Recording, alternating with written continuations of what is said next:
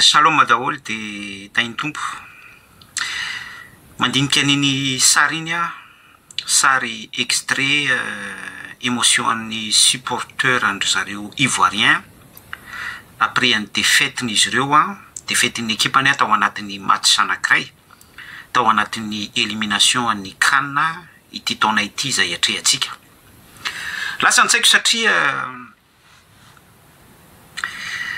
hoe diso daholo kay zany ny zavatra notoriko taminareo teto hoe io resaka football ity dia asan'ny développé misy esprit tsy avy amin'Andriamanitra miasa ao anatin'io misy esprit babyloniana ngeza be mihitsy mandeha tsy manapaka ao diso daholo ny zavatra notoriko hatramin'izay kay mikasika an'io foot io fa raha mandinika an'iny kisary iny nareo dia tena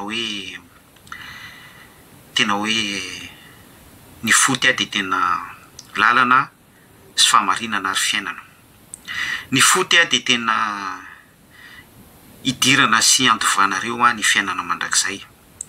Ny foot sy ny sport ohatran'ireny izay anakinanareo ny fonareo dia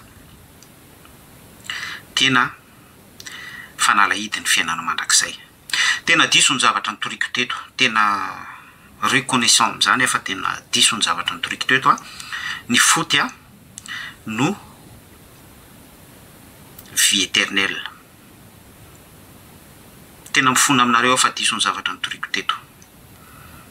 Zay fa miraso.